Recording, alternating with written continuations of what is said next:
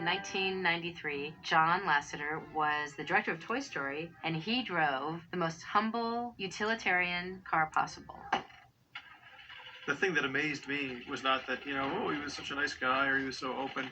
It was the death box car the guy drove. Yeah, the seats were so blown out. He had t-shirts pulled down over the back. Outside, it was kind of like all, Excuse me. oxidized. There's no waxing that car ever again. I'm just like, come on, dude.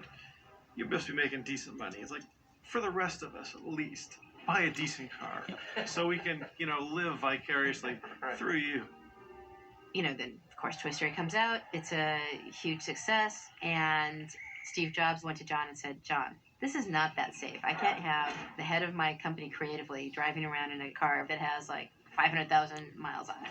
So in my memory, what happened is Steve just bought John a black Volvo, the safest car possible. Somebody should have made a coffee table out of that car. There's a lot of John in that car. Dink, dink.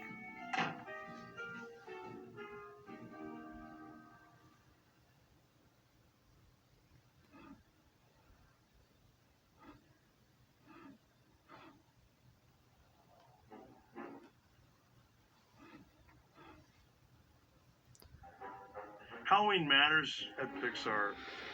People go crazy. It's just so funny to see time and time again what people come up with. The stage was set for the Halloween costume contest, which they held at noon. The grand prize was 2 tickets anywhere American flies in the world. And of course, when there's something to play for, people play hard. I was determined to express myself at Halloween, and I wanted to win.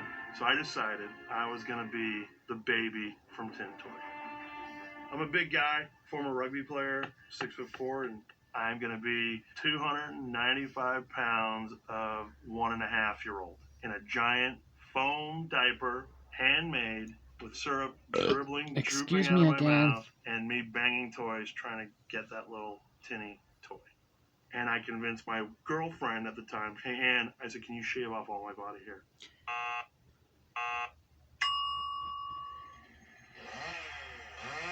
The giant baby was a little more than people probably want to see of me. When I came out on stage and crawled around on all fours, the shrill happiness, but yet also kind of shock and disgust was overwhelming. It was great. And I did win.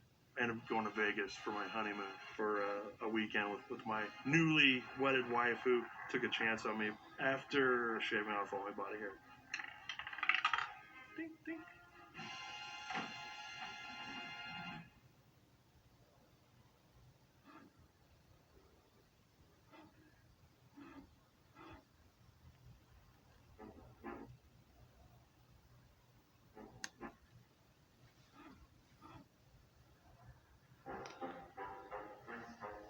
One of the funnest things about the early days of Pixar is we were just so small. In 1991, Pixar moves into this giant building in Point Richmond. We only used maybe a quarter of the space. You'd hear and tumbleweeds going down these empty hallways. So we just started riding around on scooters. Somebody had the idea to actually race the scooters. We had this whiteboard on the wall, and we would record our times, and we'd see how fast we could go down this long hallway, loop around through the warehouse, and come back. Part of the thrill was that it was a convoluted maze. There were 2 90-degree turns in it, and you had to go through several doorways.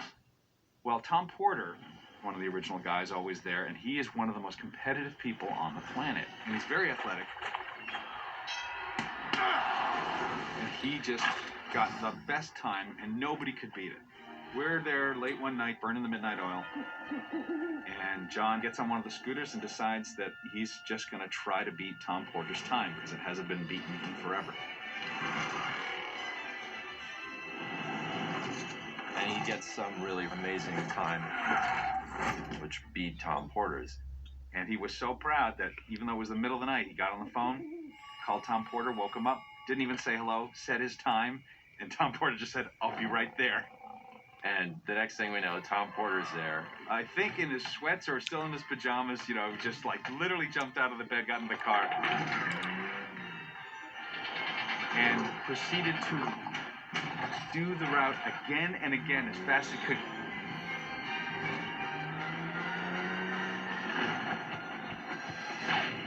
Because there was no way he was going to go back home and not beat it. And he comes back and he's bloody because he is wiped out somewhere along the line and he's just got blood going down his arm, but he beat the time. He had just gone full tilt. That was a very good example of, in a weird way, what a typical week or day was when we were a small group.